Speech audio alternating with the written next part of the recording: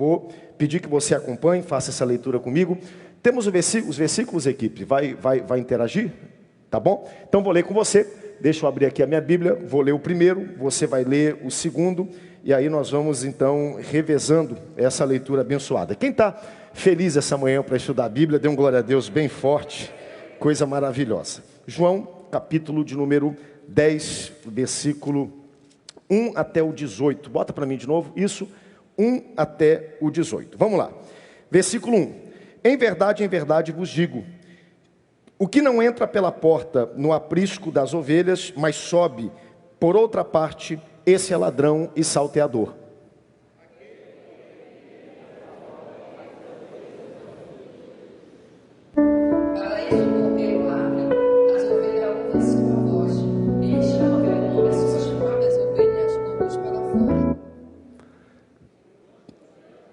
Vamos voltar aqui, porque o pessoal, deixa eu pedir a equipe do PEC, sem música e sem versículo, gente, porque senão atrapalha, tá bom? Sempre estamos com música ou não? Então deixa eu ler, vou ler o versículo, vamos ler o versículo 2 bem forte, eu leio o 3. Versículo 2, 1, 2, 3.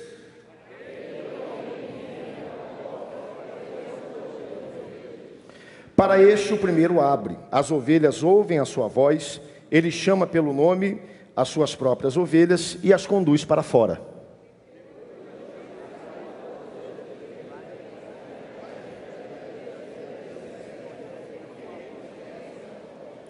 Mas de modo nenhum seguirão o estranho, antes fugirão dele, porque não conhecem a voz dos estranhos.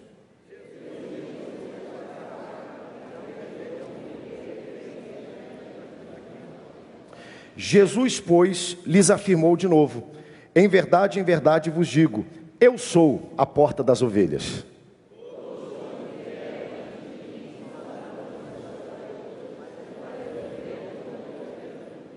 Eu sou a porta, se alguém entrar por mim, será salvo. Entrará e sairá e achará pastagem.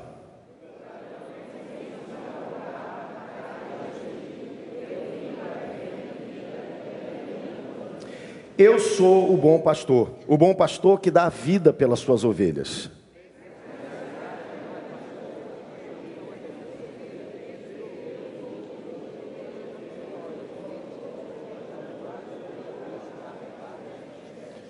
O mercenário foge, porque é mercenário e não tem cuidado com as ovelhas.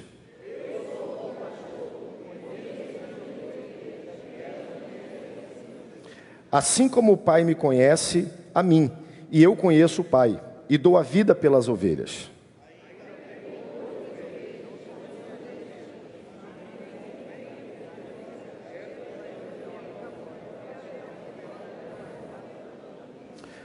Por isso o Pai me ama, porque eu dou a minha vida para reassumir.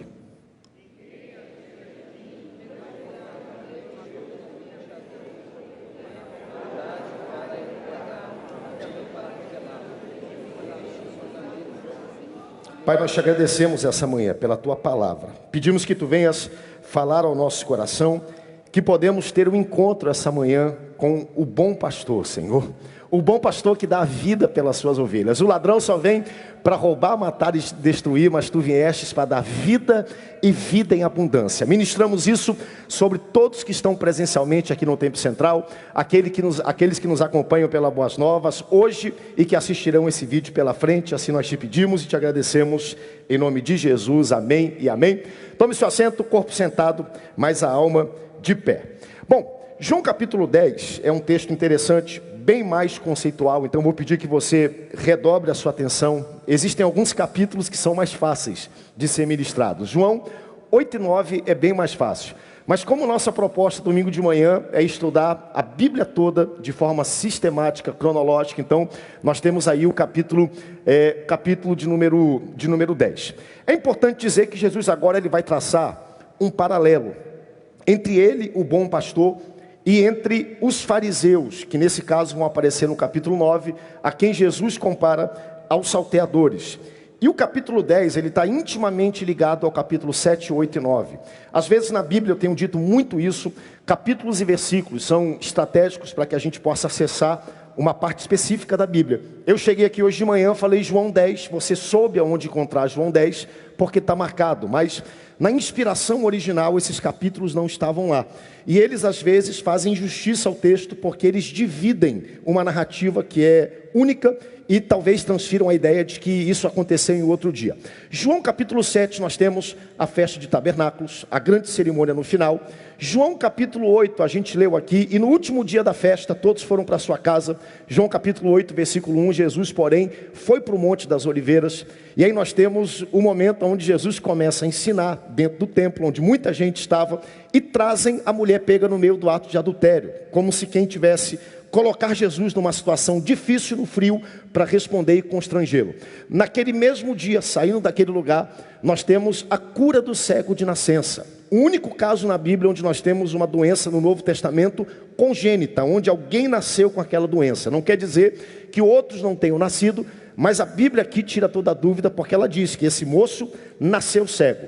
Nós temos logo depois João capítulo 10, que está intimamente ligado ao capítulo 9. Por quê? Porque esse moço que foi curado por Jesus num sábado. E o interessante da história do cego de nascença, se puder colocar na tela, vou pedir que me acompanhe, capítulo 9, versículo 1, que para mim é um texto muito simbólico, é que aquele moço nem sequer sabia que seria curado. Ele nem sequer sabia que Jesus estava passando por lá, porque ele era cego. Caminhando Jesus, viu um homem cego de nascença. O que fala muito acerca da nossa realidade espiritualmente perante Deus. Aquele moço não sabia que Jesus estava lá. Aquele moço não podia curar sua própria enfermidade, igualzinho a mim e a você. Nós não podíamos perdoar os nossos pecados, nós não podíamos apagar a nossa dívida, nós não podíamos subir e ascender aos céus. Então, já que nós não podíamos fazer isso, o Verbo vivo desceu do céu e entregou a vida dele por cada um de nós. Esse moço é curado num sábado. E nós voltamos para o capítulo 4, onde Jesus tem um encontro com Nicodemos. Nicodemos era um dos chefes dos fariseus. E nós falamos aqui na ocasião que um dos pontos que os fariseus mais defendiam era o sábado. O sábado para eles era algo sagrado, algo que devia ser guardado. Jesus está passando, vê o moço cego, dá cura e vista para aquele moço cego. E os fariseus, atenção para isso, não aplaudiram Jesus porque o cego voltou a ver. Ninguém aplaudiu Jesus porque um grande milagre aconteceu. Ninguém celebrou alguém que estava lá durante muito tempo. E existem alguns milagres na Bíblia que são simbólicos. Por exemplo, esse cego ficava perto do templo. Todo mundo sabia quem era o cego. Lembra no início do livro de Atos, quando Pedro e João iam pela primeira vez no templo? Tinha lá um homem há mais de 40 anos pedindo moeda. Eles disseram: ouro e prata nós não temos, porém aquilo que temos, isso nós te damos. Em nome de Jesus, levanta e anda. Novamente, não foi o milagre que fez com que as pessoas acreditassem. Foi as pessoas verem alguém que elas conheciam muito tempo paralítica, porque o texto diz: ao verem o homem que jazia paralítico na porta formosa do templo, entrando, pulando e saltando, louvando a Deus, todos creram no milagre de Jesus. Então nós temos aqui novamente algo semelhante. Um moço, possivelmente conhecido, cego, curado num sábado, perto do templo, e os fariseus agora se sentem agredidos, porque Jesus curou no sábado. E eles começam, no final do capítulo 9, a inquirir esse moço: quem foi que te curou? Todo mundo perguntando: é aquele moço mesmo? Até os próprios pais: será que é ele? Parece com ele? E os fariseus, de certa maneira indiretamente, queriam que ele negasse que foi Jesus que fizesse isso. Mas você vai descobrir no final do capítulo 9, que ele é confrontado pelos fariseus, e ele reconhece: foi Jesus que fez isso. Ele tomou um posicionamento: Jesus veio e me curou. Ele nem conhecia Jesus, ele não sabia quem Jesus era, ele nem conseguia ver porque estava cego no dia que Jesus estava passando, mas uma vez curado, agora ele reconhece que Jesus o curou. Resultado disso, esse moço é excluído da sinagoga, ele é desligado da religião judaica. Isso para aquela época, gente, tinha um peso social e um peso espiritual muito grande. É como se hoje nós não temos mais. Hoje a igreja é muito mais aberta. Mas naquele dia ele estava dito: olha, você está desligado, excomungado, excluído da comunhão da sinagoga. Você não pode mais entrar aqui, você não faz mais parte desse rito de adoração. Então esse moço agora, ele é desligado e colocado para fora. Mas aqui começa a saga de Jesus, porque Jesus agora vai buscar e salvar aquele que estava perdido. O bom pastor vai buscar a ovelha que foi colocada para fora daquele curral, dá-se o capítulo 10, tem o seu texto áureo, e o seu título, Jesus, o bom pastor. No capítulo 9, versículo 35, vamos lá. O moço é excluído, você pode ler depois por questão de tempo. Eu não voltei ao capítulo 9, nós olhamos isso semana passada, mas João 9, 35, se puder botar na tela para mim, diz assim: ouvindo Jesus que o tinham expulsado, em outras palavras, excluído, desligado da religião e da convivência da sinagoga, encontrando, ou seja, Jesus procurou, Jesus foi atrás desse moço, perguntou: crês tu que Jesus é o Filho do Homem? Atenção, esse rapaz foi excluído do rebanho do judaísmo, e Jesus agora vai mostrar o que o bom pastor precisa fazer. O que o bom pastor das ovelhas começa, e aqui a gente vai cantar. Hoje nós temos aqui nosso coral de homens. Vou pedir um aplauso para o coral de homens que está aqui na minha esquerda, né? Aqui na escola dominical. Vou pedir um aplauso para a nossa Big Band também da orquestra, pedir um aplauso a eles. Atenção, homens, nós vamos cantar Eram 100 ovelhas. Quem conhece 100 ovelhas? José de Paula. Quem é homem e conhece, depois junto aqui nesse coral, a gente vai cantar junto com esse coral. Mas 100 ovelhas mostra muito bem o que Jesus ensinou. O bom pastor, ele deixa as 99 e ele vai procurar uma ovelha que foi expulsa e excluída do curral, e é o que vai acontecer aqui nesse texto.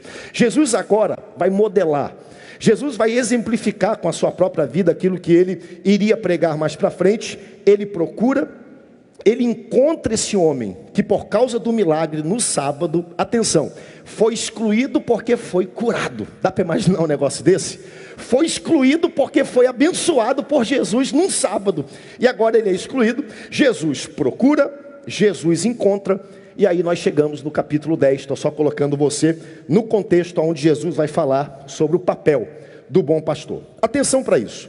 Como esse capítulo é um capítulo um pouco mais temático e a proposta dele é um pouco mais subjetiva, vamos lá. A religião judaica, ela funcionou até esse ponto como um muro de proteção. Jesus precisava de um povo. O que ele faz? Ele escolhe quem? Abraão. Abraão começa a se suceder por gerações. A bênção do Senhor estava sobre eles. A lei chega através de Moisés. A religião, preste muita atenção, judaica, então nasce. E dali Jesus usou aquilo como se fosse um curral de proteção. Para quê?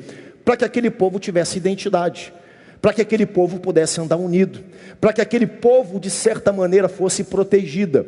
Efésios vai dizer, a lei, ela não serve para justificar o homem, mas a lei é uma excelente professora. Então a lei serviu como se fosse um balizador, para que aquele povo pudesse andar junto, para que aquele povo pudesse ser uma nação, ser protegida. Mas aqui está o grande detalhe, tudo na lei aponta para Jesus. Nosso professor ontem, Hernandes Dias Lopes, deu um show expositivo sobre como tudo no Antigo Testamento ou é um sinal, ou é um prenúncio, ou é um tipo, ou é uma tipologia, ou é uma sombra, é um trailer de um filme que aponta para Jesus. Tudo que existe na lei no Antigo Testamento fala sobre Jesus. O templo é sobre Jesus, as festas são sobre Jesus, o maná é sobre Jesus, a arca é sobre Jesus, o sacrifício é sobre Jesus, o tabernáculo, tudo que existe naquele local aponta para Jesus. Detalhe, o judaísmo até esse ponto funciona como se fosse um curral, só que algo novo acontece. O Messias chegou. Uma nova dispensação se apresenta, um novo tempo, um novo testamento, um novo curral agora se apresenta nesse momento, e Jesus se apresenta como sendo o bom pastor desse novo curral. Jesus está dizendo, agora eu sou o bom pastor. E a gente vai começar a perceber em João capítulo 10, algumas tipologias. Vamos lá, o que é esse curral? Quem são essas ovelhas? Quem é esse bom pastor? Quem são os salteadores que são apresentados no texto? E a nossa revista se propõe a explicar um pouco disso para mim e para você. O contexto, no versículo de número 1, ele já começa apresentando o que é esse curral. E é importante a gente falar sobre isso, porque hoje nossa sociedade é uma sociedade mais, eu diria, urbana, é uma sociedade mais industrializada. A gente não lida muito com isso, mas naquela época todo mundo sabia o que era um curral de ovelhas. Todo mundo sabia o que era o pastoreio, o trato, o dia a dia entre um rebanho de ovelhas. João capítulo 10, versículo 1, vou pedir que coloque na tela, vou pedir que você mantenha a sua Bíblia aberta e acompanhe comigo as peculiaridades do texto. Na verdade vos digo, que aquele que não entra pela porta no curral das ovelhas, então ele já começa falando pelo curral, mas sobe por outra parte, esse é ladrão e salteador. Vamos lá, o que é o curral? Naquela época haviam dois tipos de curral. E do versículo 1 até o versículo 5, 6, ele fala de um tipo de curral. Do versículo 6 para frente, ele fala de um segundo tipo de curral. O primeiro é o curral que ficava na cidade. Toda cidade grande, ela tinha um curral que guardava as ovelhas. Vamos colocar Belém da Judéia. Até hoje, se você for lá, existe um local mais ou menos guardado onde funcionava esse curral e você pode visitar. Mas esse curral era um curral coletivo, era um curral comunitário, onde todas as ovelhas ficavam. O pastor de ovelhas, gente, ele não ficava por tempo indeterminado no campo. Ele tinha família, ele tinha casa. Então, eventualmente, ele tinha que voltar para a cidade. Com ele voltava o quê? O rebanho dele. E aquele rebanho tinha que ficar guardado e protegido em algum lugar. Então, toda a cidade tinha um curral grande. Geralmente era um curral feito com paredes de pedra, pouco mais alto do que 2 metros de altura, aonde esse rebanho era colocado. E detalhe, todo o rebanho era colocado no mesmo lugar. Então, por exemplo, a gente está aqui, pastor Wagner tinha um rebanho de 50, era colocado naquele lugar. Pastor Itamar um rebanho de 100, então também era colocado, agora no 150. O Elvis chegava, porque o Elvis é um homem próspero, né? 500 ovelhas. O Elvis trazia as 500 ovelhas, agora 650. Todo mundo colocava o rebanho junto naquele mesmo lugar. O muro ele era alto para que os salteadores e os ladrões não pudessem acessar e tomar as ovelhas. E detalhe, tinha uma porta só. E nessa porta ficava um porteiro. O porteiro conhecia os pastores, a credencial. Quem é o pastor? Quantas ovelhas ele trouxe? Ele pode entrar de novo? Se voltar amanhã, ele pode retirar as ovelhas? Então essa era a dinâmica. Quando o pastor de ovelhas vinha para casa, né, para dar um beijo na esposa, para estar com a família, para descansar um pouco, o rebanho tinha que estar em algum lugar, aquele rebanho ficava nesse curral. Então do versículo 1 até o versículo 5, Jesus fala desse curral que ficava na cidade, esse curral coletivo, mas todo o rebanho da cidade ficava misturado. Quando chegava no outro dia, ou 2 dias depois, que o pastor precisasse levar o seu rebanho para o campo novamente, porque o rebanho tem que tomar água, tem que comer o capim, tem que se alimentar, esse pastor chegava de manhã cedo, ele ia lá, o porteiro conhecia o pastor, conhecia as credenciais desse pastor, autorizava a entrada do pastor no meio daquele rebanhão coletivo, onde todo mundo estava, e o pastor então chamava as suas ovelhas. As ovelhas não tinham marca, não tinha ovelha com símbolo, camisa, né, de time de futebol, marcadinha, nada disso. Era tudo junto de uma vez só, misturado. A pergunta é, como se discerniu quem era de quem? Como é que o pastor separava e chamava todas essas ovelhas? E aqui está o grande mistério do pastoreio. Cada pastor de ovelhas tinha um chamado. Cada pastor de ovelhas tinha uma marca. Por exemplo, nós estamos aqui, esse ano o nosso tema é qual? Sal e luz do mundo, é uma marca, né? A gente, quem chega em qualquer lugar do Brasil, que a gente encontra um crente da igreja de Belém, a gente dá a paz do Senhor, o que ele vai dizer de volta? Paz do Senhor, sal da terra e luz do mundo, é uma marca. Cada pastor tinha o seu jeito de se comunicar com o seu rebanho. E isso, gente, acontece até os dias de hoje. Quem aqui tem animal de estimação? Levanta a mão, hein? Como é que você fala com o seu animal de estimação? Você fala igual fala com uma pessoa, né? Eu chego em casa, o nome da cadeirinha que a gente tem é Sky. Eu não chego e falo, boa noite, senhora Sky, como é que a senhora está? Ela não vai nem entender. Agora eu chego, Cacaizinha, ela vem correndo, por quê? Porque ela conhece a voz do seu... Vocês estão rindo, mas todos vocês fazem a mesma coisa. Não adianta rir de mim, não. Todo mundo tem um jeito que fala com o seu animalzinho, e o seu animalzinho entende. Assim funcionava com os pastores de ovelha. Está lá um rebanho de 500 ovelhas, 600 ovelhas. O pastor entrava, ele falava, o jeito dele de falar com o seu rebanho. De repente, do meio daquele rebanho, gente, algo fantástico, extraordinário. As ovelhas começavam a se movimentar. Quem levou 50 saía com 50, quem levou 100 saía com 100, quem levou 500 saía com 500, porque as ovelhas conhecem a voz do seu pastor.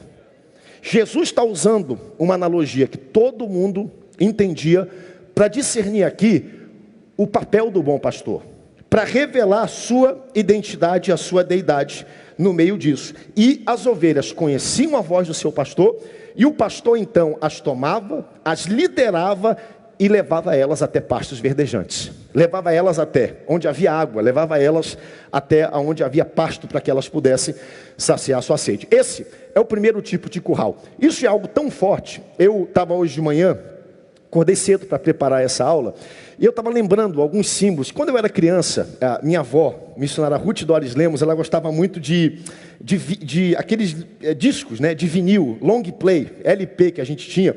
E eu lembro, eu não consegui encontrar um dos símbolos, mas tinha um símbolo da RCA. Eu mandei no grupo, bota o primeiro aí para mim, Rubens, rapidinho. Esse aqui, vocês lembram de um que tinha, que era uma ovelha? Quem aqui tem 40, 50, 60, né? Deus está revelando aqui no meio agora, né? Eu estou chamando as ovelhas mais experientes agora para me ajudarem aqui.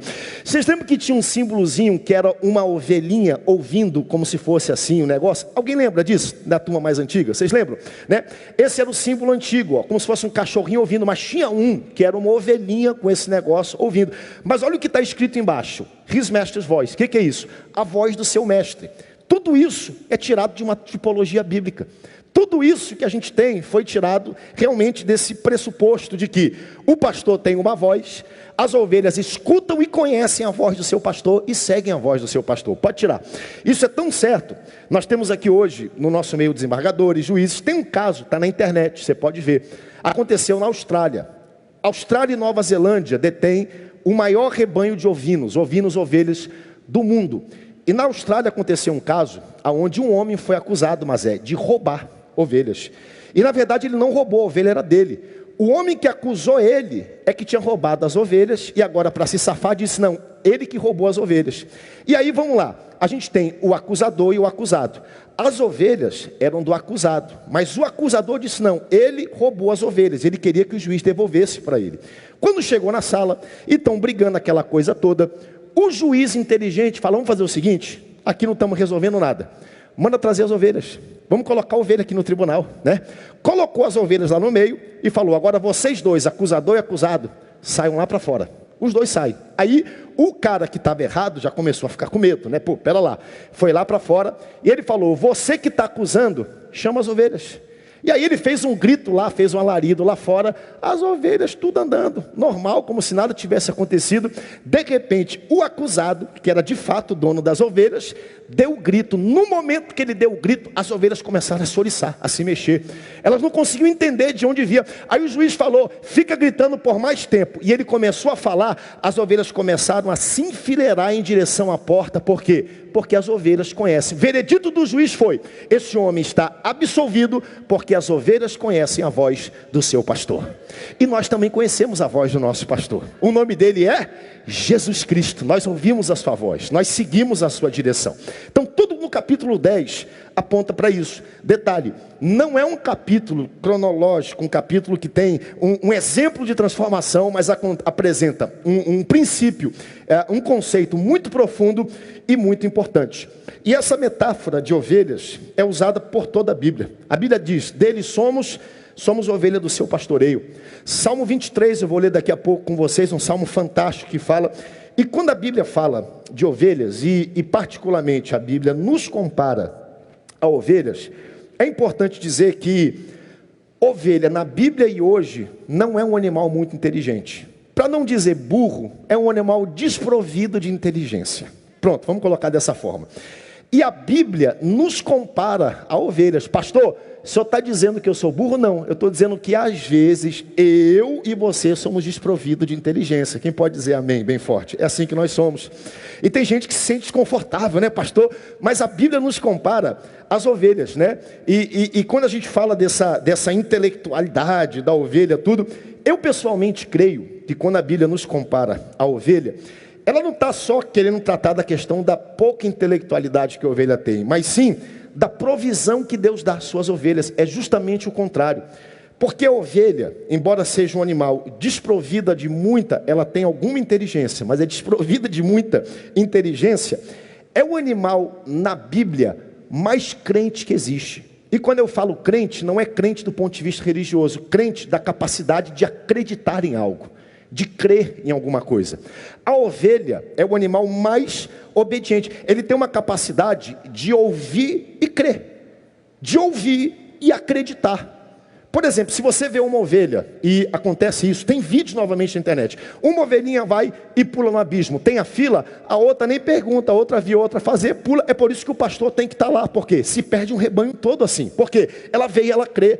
Ela escuta, ela acredita. A outra está fazendo, eu vou fazer também. Então, quando a Bíblia fala que nós somos ovelhas, claro que tem a questão da ovelha não ser um animal provido de muita inteligência, mas ao mesmo tempo, a ovelha é o animal que mais ouve e faz, que mais recebe, crê e acredita. E no Salmo 23, Davi diz: o Senhor é o meu pastor e de nada terei falta, nada me faltará. Ele é um Deus que sabe prover para as suas ovelhas. Ele sabe prover para você nessa manhã. Essa é a capacidade. Então, dito isso, nós temos aqui o contexto que Jesus apresenta essa questão dele ser o bom pastor. O que esses elementos que ele apresenta aqui representam? Curral, ovelhas e pastor. Vamos lá. Há quem diga que o curral representa o céu.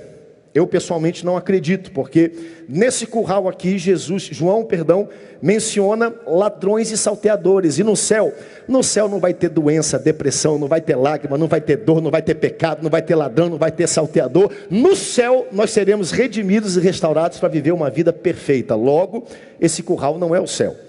Há quem diga que o curral fala de salvação, e eu também não creio que diga sobre salvação. Por quê?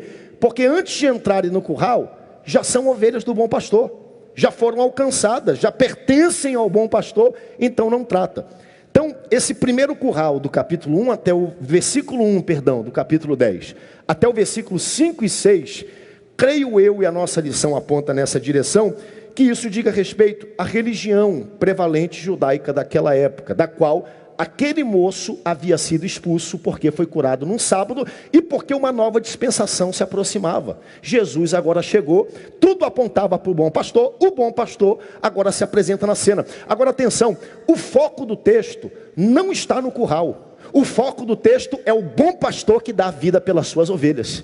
O foco não são as complexidades religiosas do curral. Muita gente gosta de ficar agredindo, discutindo os detalhes. Não tem nada a ver com isso. Tem a ver com Jesus, que não quer saber se quem pecou, quando pecou, de que forma foi. Ele sai de onde está, ele busca a ovelha perdida e ele coloca dentro do seu curral e apacenta essa ovelha.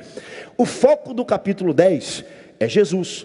O foco do capítulo 10 é o bom pastor. E da metade do capítulo para frente, o sacrifício que ele faz na cruz do Calvário para ter as credenciais de ser o bom pastor, de poder realmente pagar o preço para pastorear e cuidar dessa alma. Então o foco a partir desse momento é Jesus. Na página 48 da sua revista, do seu guia, se você puder olhar para mim, na coluna da esquerda, bota para mim aí, Rubens, eu cliquei um pouquinho, vai aparecer aqui do seu lado, mas está aqui para quem não tem o guia.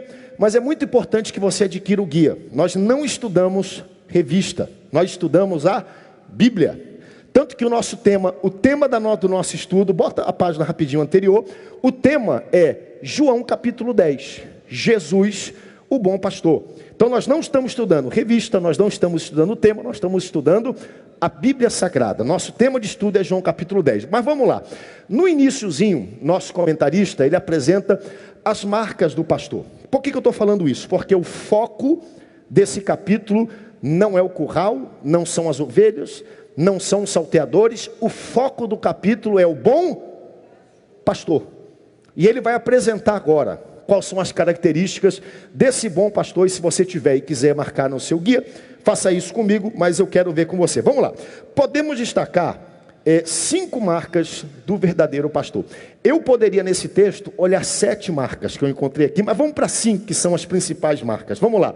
Primeiro, o porteiro abre a porta, ele é legítimo, tem credenciais, é o dono das ovelhas, cujo trabalho é cuidar das ovelhas. Você pode dar um glória a Deus por isso, porque isso aqui é uma pregação em si só, né?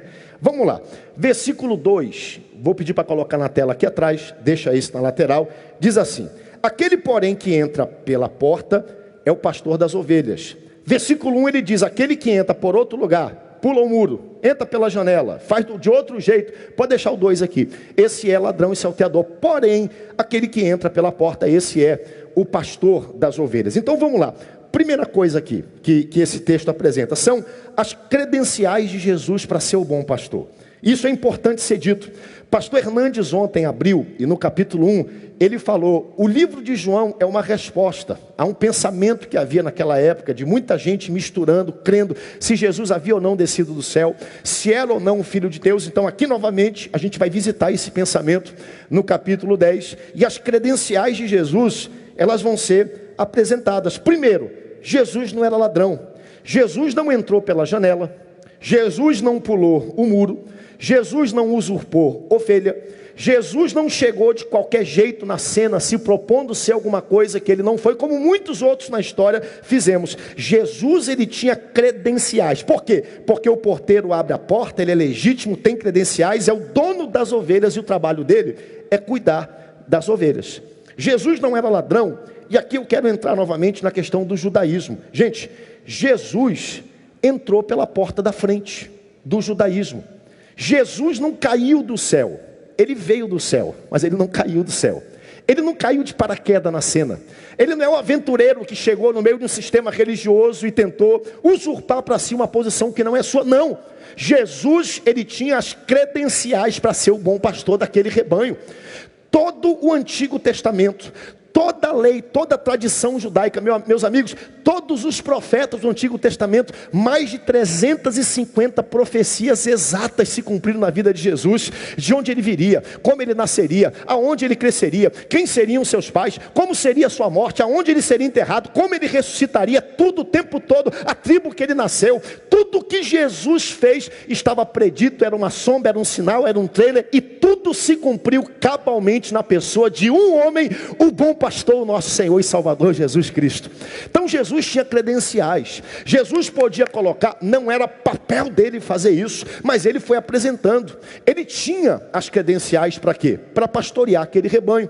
Não era um aventureiro, não era um cara qualquer que chegou, ele entrou pela porta da frente do judaísmo. É por isso que Gálatas capítulo 4, versículo 4, e eu quero aqui fazer menção novamente, por quê? Porque o pastor Hernandes ontem usou esse texto e ele ficou no meu coração. Vindo, porém, a plenitude do tempo, Deus enviou quem? Enviou quem? Seu filho, nascido de mulher, sob a lei. O que é a plenitude do tempo? Quando a Bíblia coloca assim, ó, vindo, porém, a plenitude do tempo, ou seja, cumpridas todas as credenciais, dadas e proferidas todas as profecias, tudo que poderia acontecer aconteceu. Todos os profetas disseram, vai ser assim, vai ser desse jeito, vai nascer em tal lugar.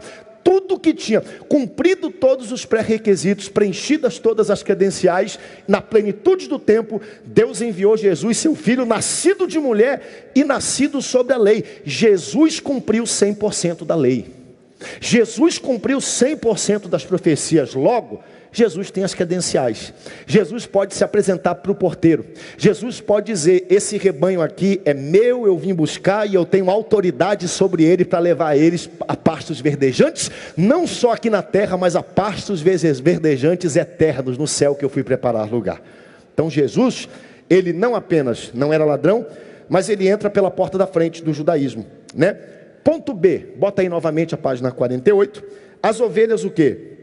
Conhecem a sua voz. Quem aqui conhece a voz de Jesus? Quem aqui já ouviu a voz de Jesus? A gente sabe. A gente sabe quando Jesus está falando. A gente sabe quando Jesus está falando num culto, num louvor. A gente escuta, a gente conhece a voz. O D está aqui. O pastor conduz as suas ovelhas. Gente, a gente sabe ouvir a voz de Deus. Isso é interessante. E deixa eu dizer algo para você. Não apenas a gente sabe ouvir a voz de Deus, a Bíblia diz, esse texto diz assim, minhas ovelhas me conhecem, né, a minha voz, e eu as conheço. Versículo 3, a este porteiro abre, as ovelhas ouvem a sua voz, e chama pelo nome as suas ovelhas. Posso dizer algo para você nessa manhã? Jesus conhece você pelo nome. Jesus sabe especificamente o que você está passando nessa manhã. Ele sabe aquilo que nem você consegue. O livro de Romanos diz assim, essa é a certeza que nós temos, que somos filhos de Deus, que o Espírito de Deus testifica com o nosso espírito de que nós somos filhos de Deus. Ou seja, o Espírito fala para a gente, mas pastor, eu não consigo falar, eu não consigo colocar para fora aquilo que amargura a minha alma, aquilo que eu não transformo em palavras. Fique tranquilo, porque esse mesmo Espírito que testifica para você que você é filho de Deus, ele colhe os gemidos inexprimíveis que você não sabe falar, e agora ele traduz e leva como incenso na presença de Deus, e isso vira a mais eloquente oração que você tem. Ele conhece o seu nome, ele sabe os problemas que você está passando. Só de você estar aqui hoje é igual Nicodemos. Nicodemos capítulo 4 chega perto de Jesus: sabemos que tu és rabino, porque ninguém faz as obras que tu quer. Como Jesus já conhecia Nicodemos, Jesus não ficou rodeando a moita, cercando Lourenço. Ele fala: Nicodemos, te é necessário nascer de novo. Você está aqui hoje tentando chegar perto de Jesus, ele está olhando para você, ele sabe o que você precisa, ele está liberando uma palavra direta ao seu coração. A mulher samaritana, porque os pais adoravam no monte Samaria, Jesus falou assim: ei, busca o teu marido, checkmate. A mulher fala: Senhor, não tenho marido. Ele diz: é verdade, 5 já tiveste, se aquele que tu tens também não é teu. Ela: vejo que tu és profeta, porque Jesus sabe o que você precisa. Aquele moço, esse moço que deu origem ao capítulo 10, cego, está sentado, cego, com os olhos vendados, não consegue ver Jesus. Ele não vê Jesus, mas Jesus vê ele exatamente aonde ele está, e Jesus te vê exatamente onde você está. Então, um bom pastor, ele ouve as suas ovelhas, e diz aqui o nosso comentarista, ele conhece essas ovelhas pelo nome, e o ponto é: o bom pastor vai adiante das ovelhas, ou seja, Jesus lidera, ele não induz. O pastor é seguido pelas ovelhas e elas não seguem estranhos, seguem apenas o seu pastor, que é o versículo 4, bota na tela para mim. E quando atira para fora as suas ovelhas, vai adiante delas. E as ovelhas seguem, por quê? Porque conhecem a sua voz. Raramente você vai ver no contexto bíblico e também no Oriente Médio, o pastor de ovelhas, ele não vai atrás, batendo, insultando as ovelhas, empurrando as ovelhas, como se quem dirigisse as ovelhas. Não, ele vai na frente, ele vai guiando, é o que diz o versículo 4. O pastor as tira para fora e ele vai aonde? Adiante delas, vai liderando, vai na frente. As ovelhas conhecem a sua voz, têm confiança nele, por isso as ovelhas, elas seguem. Então Jesus diz tudo isso, apresenta tudo isso para aplicar o que aconteceu com o cego de nascença, que foi expulso da sinagoga, porque foi curado num sábado, e disse: foi Jesus. Porém, os discípulos continuam não entendendo nada. Versículo 6, olha o que vai dizer, né? Jesus lhes apresentou essa parábola, mas eles o quê? Não entenderam o que ele dizia. E aí, versículo 7, tornou, pois, Jesus a dizer-lhes. Jesus agora vai ser mais específico. Ele diz: em verdade vos digo que eu sou o quê? Hein? A porta das ovelhas. Vocês não estão entendendo? Então vou deixar bem claro para vocês. Eu sou a porta das ovelhas. Eu falei do primeiro tipo de curral, que era o curral que ficava na cidade. Agora Jesus vai usar a analogia do segundo tipo de curral, que era o curral mais conhecido. Atenção para isso. Eles estavam na cidade, ficava no curral coletivo geral.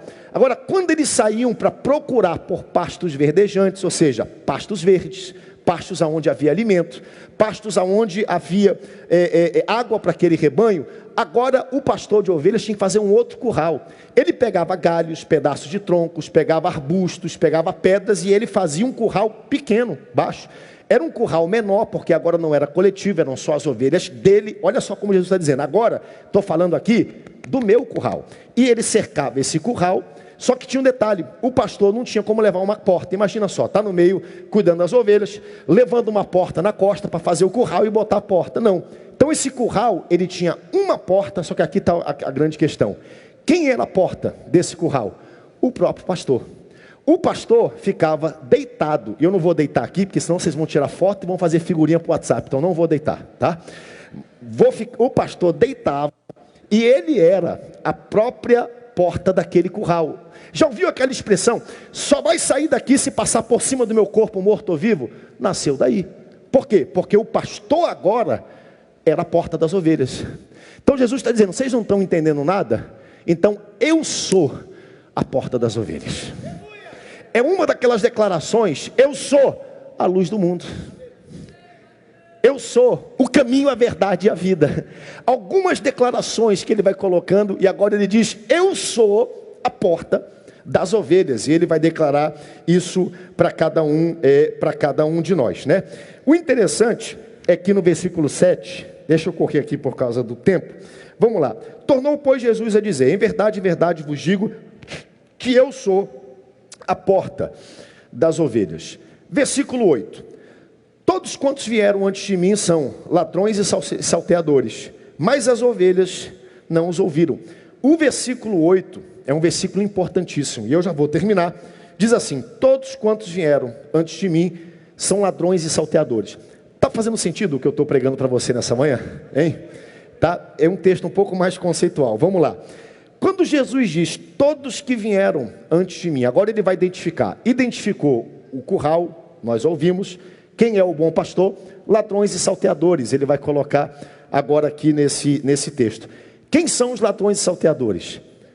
Hein? São os impostores, são todos que alegaram, todos que vieram antes de Jesus. Eu vou abrir agora um pouco o espectro, né? Todas as filosofias, todas as ideologias, todos os filósofos, tudo aquilo que veio propor alguma coisa diferente, articular, ensaiar sobre salvação, vida eterna, origem do homem, fim do homem, criação. Jesus está dizendo, todos que vieram antes de mim são ladrões e são salteadores. Não é que a gente não possa ouvir, não possa ler, não possa dialogar com alguma filosofia, filósofo, alguma coisa que exista aí fora, mas Jesus está dizendo claramente, categoricamente, a verdade absoluta, ela vem de quem? De mim. O grande problema da gente interagir com filosofias, com outras coisas, é que elas contêm verdade, mas elas não são a verdade. E mais perigoso do que a mentira, é uma mentira que contém elementos de verdade. É quando se pega alguma coisa que tem aparência de verdadeira, mas dentro daquilo que é verdadeiro se coloca um pouco de mentira. E o coração do homem, gente, é enganoso.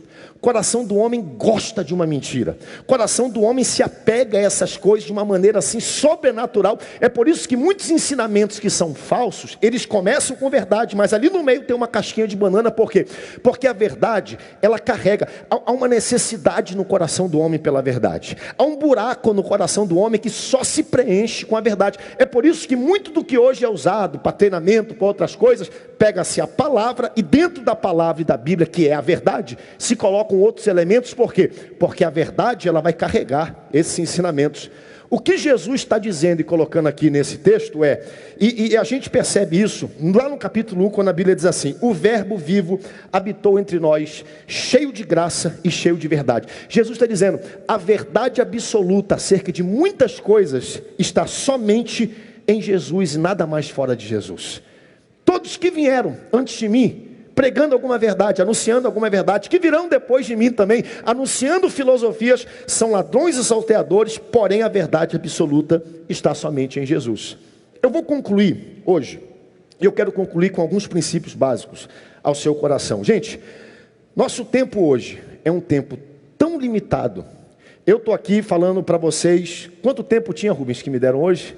50 minutos, faltam 7 minutos, então estou falando há 43 minutos para vocês, e não consigo vencer o texto. Mas eu quero emprestar isso para uma outra realidade. A gente às vezes gasta tanto tempo com outras coisas, e a pergunta que eu faço é, quanto tempo você tem gasto com a verdade que é capaz de te libertar?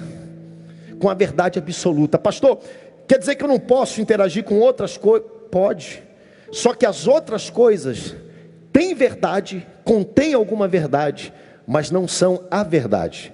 Porque a verdade só se encontra em Jesus Cristo. E eu descubro, eu tenho 41 anos de idade, já estou na metade da minha jornada de vida. Quanto mais eu estudo, ontem, gente, eu me tornei, cadê meu capelo? Eu me tornei doutor da Bíblia ontem. Dá meu capelo aqui, doutor, me dê um aplauso aqui, por favor, doutor da Bíblia. Vou botar até o capelo. Sou doutor da Bíblia agora. Peraí que tá estranho aqui. É porque o topete não deixa, gente. Tem um segredo. Você sabe como é que é meu nome na linguagem de sinal? Isso aqui é o P na linguagem de sinal. Na linguagem de sinal se pega a primeira letra do nome de alguém e se ressalta uma característica predominante dessa pessoa. Sabe qual foi o nome que eles me deram? Olharam para mim, qual é a principal característica minha? Topete. Meu nome é esse aqui, ó. Tá bom? Mas vamos lá. Me formei doutor da Bíblia. E quanto mais eu mergulho nesse livro, eu descubro muitos erros, todos eles em mim. Quanto mais eu me debruço nesse livro, eu sei que nada sei. O que mais sei é que nada sei acerca dele. Eu não tenho tempo, a gente não tem mais tempo de ficar perdendo com outras coisas. Se tendo tempo para estudar a verdade, a palavra, ainda assim eu sou achado faltoso, ainda assim eu peco. Imagine buscando outras coisas. Dito isso, se você é um advogado, pastor, eu tenho que estudar a lei, eu tenho que estudar a teoria, eu tenho que me fundamentar. Estude isso, mas a verdade da lei ela não é absoluta, porque às vezes o que está no alto não é a verdade, mas é o que está no alto, então não é absoluto. Pastor, sou médico, tenho que estudar toda a doutrina médica. Estude, mas o que hoje faz bem, amanhã vai fazer mal. O que hoje faz mal, amanhã vai fazer bem. Mas a palavra do Senhor, entra ano, sai ano, entra século, sai século, ela permanece para sempre e ela nunca cai. Por isso, ele está dizendo, eu sou a verdade. Qualquer um que veio antes de mim, ele é o quê? Ladrão, e ele é salteador. Versículo 8, todos que vieram antes de mim são ladrões e salteadores, mas as ovelhas não os ouviram. Fique de pé comigo, vou terminar nesse momento. Nós vamos louvar a Deus. Meu tempo chegou no final. Vou concluir a lição, mas vamos lá. O finalzinho, bota na tela, me acompanha aqui, versículo 8, por favor. Última frase diz assim: mas as ovelhas não lhes deram ouvido. Nós somos privilegiados, sabe por quê? Porque nós temos dentro de nós um detector de ladrões e salteadores. Você sabia disso? Que você tem dentro de você algo que Deus plantou e entregou para você, que vai mostrar para você ladrões e salteadores. Chama-se o Espírito Santo de Deus. Aí o jovem está na faculdade, está lá em cima, a turma do Conect está na faculdade, dos adolescentes, e aí chega na faculdade, vai ter que lidar com essas ideologias. Não tem problema, você vai lidar, mas o Espírito Santo vai falar no seu coração: olha, isso aí não é a verdade está lá do outro lado. Todos que vieram antes e falam outras coisas são ladrões e salteadores. A gente liga a televisão e a gente enxerga, e a gente interage com outras coisas, e o Espírito Santo começa a falar no nosso coração. Versículo 9, eu sou a porta, se alguém entra por mim, será salvo, entrará, sairá e achará pastagem. Versículo 10, eu sou a porta. Note quantas vezes Jesus está dizendo, eu sou a porta das ovelhas. Quem entra por mim tem salvação, quem entra por mim tem pastagem. Versículo 10, eu sou a porta, se alguém entrará em mim, será salvo, entrará, sairá, achará pastagem. O ladrão vem somente para roubar, matar e destruir, mas eu vim para que vocês tenham vida, e vida eterna e vida abundante. Está aqui a agenda de Deus. Pastor, o que Jesus veio fazer? Qual é a providência dele? Entrada, acesso, porta, pastagem, vida em abundância. Não é só vida. Eu posso perguntar aqui, quem aqui tem vida? Todo mundo vai levantar a mão e vai dizer que está vivo, né? Agora, quem aqui está vivendo uma vida em abundância? Não tem a ver ter tudo ou não ter tudo. É entender que por onde eu estou passando eu tenho vida e vida abundante.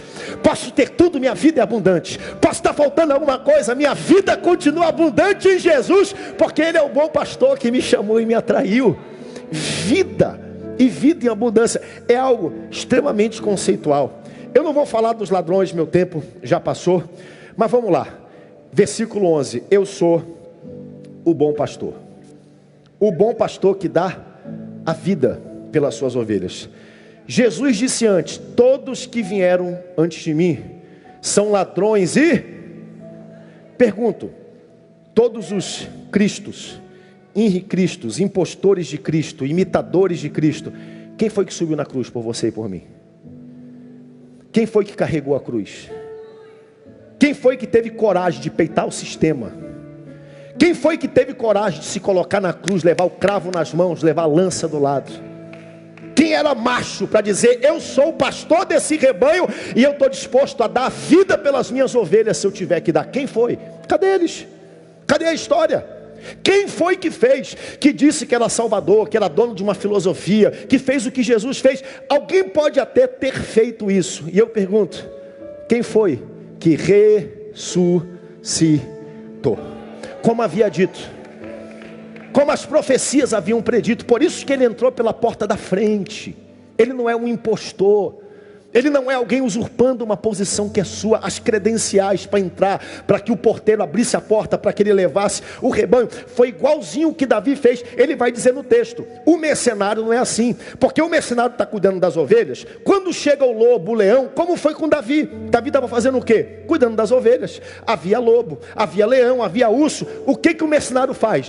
Ele rasga, como diz o bom paraense. Ele dá no pé. Ele vaza, ele sai correndo, porque as ovelhas são devoradas, porque entre a vida das ovelhas e ele, vale mais a vida dele. Davi não fez isso. Davi foi lá, cheio do Espírito Santo de Deus, dominou as ovelhas, dominou os leões, os ursos, e assim fez o nosso bom pastor. Nosso bom pastor. Nosso bom pastor. Vou terminar hoje, mas eu quero perguntar para você. Por toda a Bíblia, uma ovelha perdida é uma ovelha morta. Jesus uma vez olhou para Jerusalém e falou assim: ó Jerusalém, vocês estão perdidos, como um rebanho, como ovelhas sem o quê? Pastor. Na Bíblia, sempre que uma ovelha estava fora do curral e do aprisco, ela morria. Você está fora do curral, você está dizendo: eu estou vivo. Não, você está vivo, mas você está morto. Você sabe que você está morto. Espiritualmente, você está morto. Você está morto. E o corpo só vai confirmar aquilo que o Espírito já evidencia. E hoje você chegou aqui nessa manhã e você ouviu essa palavra. Eu poderia ter tocado o seu coração. Capítulo 8, a gente se vê na história da mulher pega no meio do ato de adultério, porque nós também somos pecadores. Quando Jesus diz: olha, quem nunca pecou que atire a primeira pedra, eu me identifico, porque eu já pequei, porque eu já fui descoberto. O cego de nascença, a gente lembra da história, onde nós não merecíamos, mas Jesus olhou para a gente. Mas essa questão do pastor é algo que mexe com algo conceitual, subjetivo, algo da alma, do coração. Você está aqui hoje e você reconhece: eu preciso ser pastoreado. Ovelha precisa ser pastoreada. Ovelha é um animal desprovido de inteligência. Você está aqui dizendo: poxa, eu não preciso. Qual é o caminho que a sua vida está indo? Está valendo a pena? Está melhorando? Está tudo dando certo? Porque ovelha é assim, está todo mundo indo nessa direção. Aí a ovelha sai 5 graus para esse lado, aí o rebanho todo vai para esse lado, aí daqui a pouco ela está sozinha aqui, ela olha para o rebanho e fala: eles estão tudo errado e eu estou certo. É assim que a ovelha funciona, sempre acha que está certo. E você está aqui hoje dizendo assim: eu preciso de um pastor, eu preciso de um Deus, eu preciso de um Senhor, de um Salvador, alguém disposto a dar a vida por mim. Eu tenho uma notícia para você: Ele já deu a vida por você, basta agora você receber o que Ele conquistou na cruz do Calvário. E eu quero convidar você. Você é essa uma ovelha que fugiu do aprisco. Rompa do seu lugar e vem aqui para frente agora. Eu quero orar por você, é o seu momento. Do jeito que você tiver, com todos os problemas, necessidades, pecados. Eu sou uma dessas ovelhas também que preciso do amor de Deus. Mas eu quero perguntar se existe alguém nessa manhã que precisa entregar a vida a Jesus. Você precisa se reconciliar, voltar para o aprisco. Jesus, Ele é a porta. Ele disse: olha, quem vem a mim tem vida, tem provisão. Ele entra, Ele sai. Você não é obrigado a nem sequer ficar e nem a entrar se você não quiser entrar. Mas eu te convido hoje. Quem aqui precisa encontrar vida eterna, provisão, pastos verdejantes? Abra comigo, bote Salmo 23 aqui, por favor, na tela. E eu quero ler com você o que o bom pastor é capaz de fazer na minha vida e na sua vida. E vou ler o Salmo de número 23. E quero convidar você a vir à frente, se você precisar de Jesus. Olha só o que esse bom pastor ele faz. O Senhor é o meu pastor e nada me faltará. Diga comigo: nada me faltará. Não me faltará perdão, sustento, graça, alegria, misericórdia na minha jornada. Ele me faz repousar por pastos verdejantes, pastos onde existem alimentos, onde você vai descansar, repousar, alimentar o seu espírito e a sua alma. Leva-me para junto das águas de descanso, refrigera-me a alma, guia-me pelas veredas da justiça por amor do seu nome. Ainda que eu ande pelo vale da sombra da morte, não temerei mal nenhum, porque tu estás comigo, teu bordão e o teu cajado me consolam. Prepara-me uma mesa na presença dos meus adversários, unge-me a cabeça com óleo, o meu cálice transborda. Versículo 6, vamos ler juntos, bem forte, toda a igreja, 1, 2, 3. Me seguirão todos os dias da minha vida e habitarei na casa do Senhor para todos sempre. Dê um brado de glória a Deus se você está habitando nesse lugar. Vou convidar mais uma vez. Quem precisa de Jesus, vem à frente, deixa eu orar por você, rápido, eu quero orar por você.